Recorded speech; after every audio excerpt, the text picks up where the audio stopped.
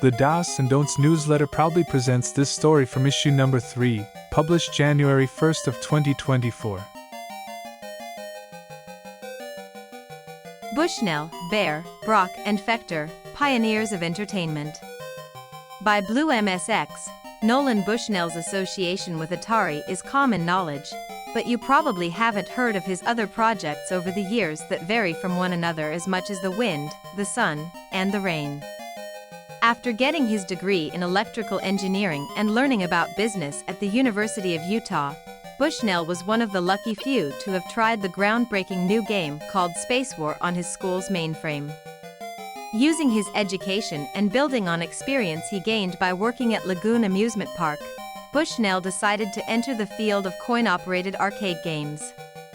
He had a desire to bring electronic games like Space War to a larger audience. Bushnell formed Syzygy with his friend Ted Dabney and in conjunction with Nutting Associates, not to be confused with Dave Nutting Associates, would release a clone of Space War called Computer Space. This was the first coin-operated electronic arcade game of its type. While the game was a commercial failure, it did help Bushnell to learn the market.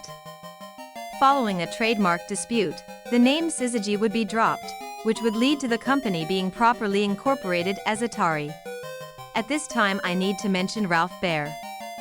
Baer was an electronics engineer who, like Bushnell, had been wanting to make a device that could play games on a television set as far back as the 1950s. The company he was working for, Laurel, had little interest in his idea.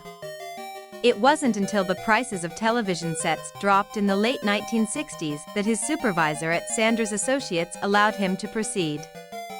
With $2,500 and the help of his fellow engineers Bill Harrison and Bill Rush, Baer would create a prototype game system. Dubbed the Brown Box for its wood grain finish, the prototype would be completed and patented on April 17, 1973. After seeing a demonstration of Ralph Baer's Brown Box, Nolan Bushnell would create Pong. While similar to the tennis game demo that Bushnell had just seen, with Pong he would simplify the control scheme and introduce what would become known as the paddle controller. Pong would become Atari's first big success. Magnavox, who was now working with Baer and selling his Brown Box as the Odyssey, would successfully sue Atari for patent infringement. Through Pong's success, Atari would go on to make many famous arcade games such as Asteroids, Centipede, Missile Command, and Breakout. Atari would soon enter the home market with standalone systems that would connect to television sets. This would pave the way for the eventual release of the popular Atari Video Computer System, or VCS, which would later be known as the Atari 2600. Around the same time, Bushnell would spearhead a new project that combined a restaurant with an arcade and audio animatronics. Pioneered by Disney, audio animatronics are motor-driven robots whose movements are controlled by the unheard audio on the show tapes. A show tape contained not only the show audio, but also the programming used to control the performers. Bushnell had a great affinity for Disney's Country Bear Jamboree and had previously hoped to work for them. Bushnell, impressed by their work at the International Association of Amusement Parks and Attractions, or IAAPA, Amusement Expo, brought in Fantasy Forest to create the costumes for what would become Chuck E. Cheese's Pizza Time Theater. He adored their coyote costume, which he felt would be perfect for his new restaurant. When the costume arrived at Atari, with its pink worm-like tail, it became clear that it was a rat. He would come to be known as Chuck E. Cheese. Warner Communications, Atari's current parent company, would soon lose interest in the project, and Bushnell would buy Pizza Time Theater to spin it off into its own company under his direction. It's here where our story takes a turn. Aaron Fechter's company, Creative Engineering, was founded to create a small car called the Utah that was capable of driving 90 miles on a single tank of gas. The company had pivoted to robotics and were showing off their animated creations at the IAAPA Expo. Friendly Freddy, one of their earlier models, would catch Bushnell's attention. Freddy was an animatronic bear that mimicked the Country Bear Jamboree. Bushnell introduced Fechter to his concept of a pizza restaurant with animated characters and asked him to come on board. Other companies Fechter had worked with in the past would reverse engineer his designs, wasting his time and stealing his work. He turned down Bushnell's offer for fear of history repeating itself. At the following year's IAAPA Expo, creative engineering had not one but two animatronic shows in the form of the Hard Luck Bears and the Wolfpack 5. Having been impressed by what he'd seen, Bushnell would approach Fechter once more, reportedly offering to buy his company outright this time. The details of this meeting remained shrouded in mystery, as we only have Fechter's side of the story. Fechter claims Bushnell attempted to use Atari stock to complete the purchase. With his prior worries, he turned the deal down. Bushnell seems to have never commented on the potential buyout, but prior history would suggest that it was unlikely that it happened as Fechter stated. Bushnell was no longer with Atari, having recently parted ways with his former employer, purchasing the rights to Pizza Time Theater on his way out.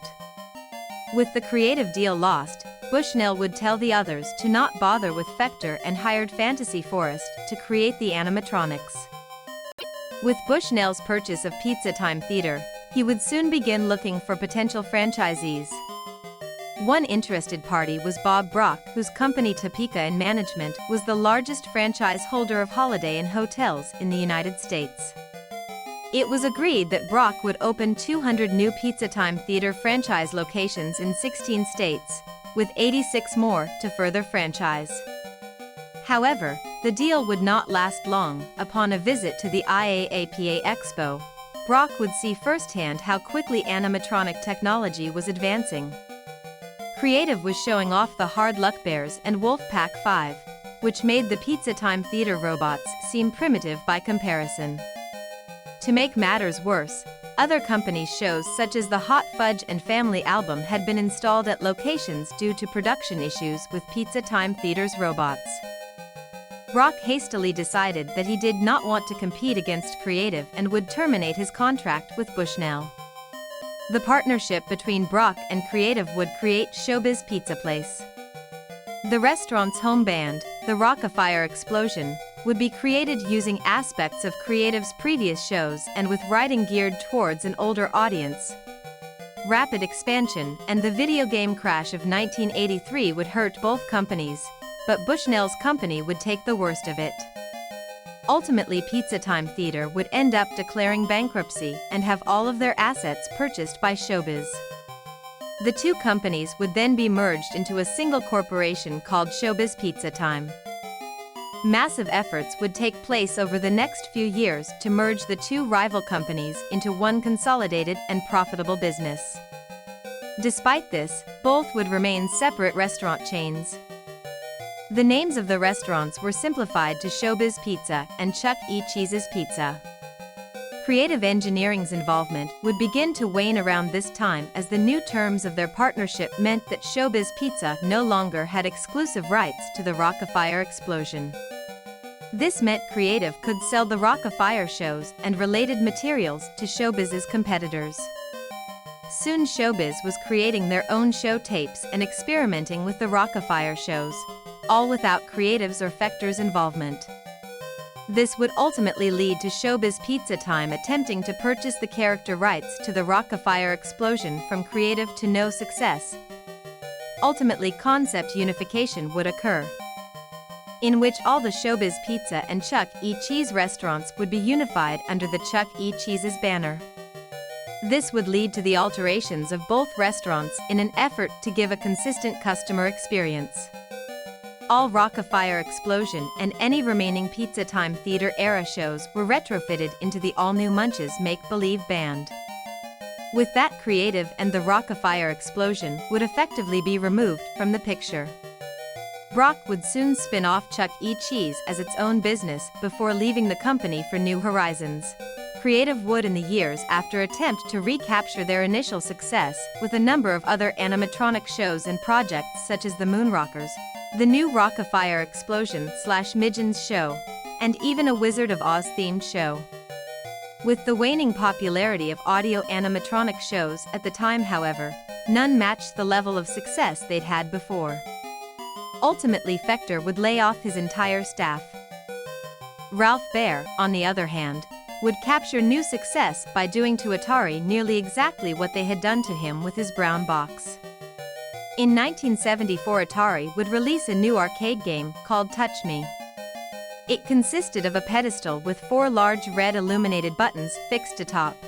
The buttons would flash in random sequences, and the player would repeat back those patterns. The difficulty would gradually increase over time. The game was unpopular with arcade operators due to its larger size and the shrill noises it made. Baer would look at the concept of the game to make his own version of it. He made it much smaller, made the buttons different colors, and made the sounds harmonic. He called it Simon.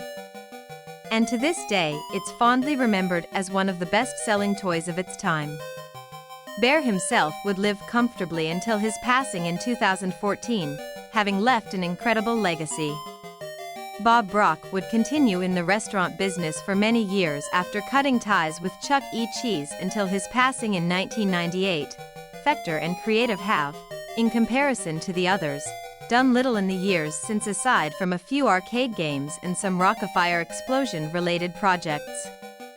Creative would briefly venture into alternative fuel with hydrilium, which didn't rock the world in the manner expected. It's now best known for causing an explosion in their warehouse. Bushnell would go on to create a number of things in the years after Pizza Time Theater that are still in use today. His company Attack created the first digitized maps for an automotive navigation system. These very same maps would be the basis for Google Maps, used by millions of people all over the world. Each of these pioneers made amazing contributions to gaming and entertainment, blazing the trail for so many things still used and loved today. From Pong to Simon, Chuck E. Cheese to Showbiz Pizza, the memories of their creations are held onto and fondly remembered by those who enjoyed them and from the stories they tell. Life is not measured by its ups and downs, both are as impermanent as a sandcastle is to the tides. What truly matters is having the strength to keep moving forward and to, with any luck, leave a positive impact that will be remembered for decades to come. Inspiration can come at any time, at any place, and for any reason. Sometimes all it takes is that one missing piece. Happy gaming! About BlueMSX. BlueMSX, or Blue for short, enjoys retro technologies, history, and learning for the sake of learning. She has been interested in retro electronics and media for nearly as long as she can remember. This fascination means that she has a lot of great stories to recount. Blue's philosophy can be summed up by the quote, "History is like a puzzle. The more pieces you have, the more sense it makes."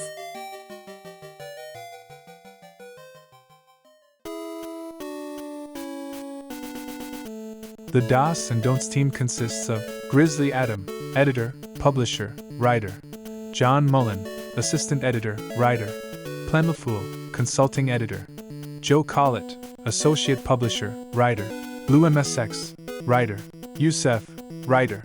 Visit our website at dosandon'tstopmywebcommunity.org. And don't forget to write to us, submit your retro memory, or most importantly, sign up for the newsletter. The Dos and Don'ts Retro newsletter is published the first of each month. Subscribers get early access.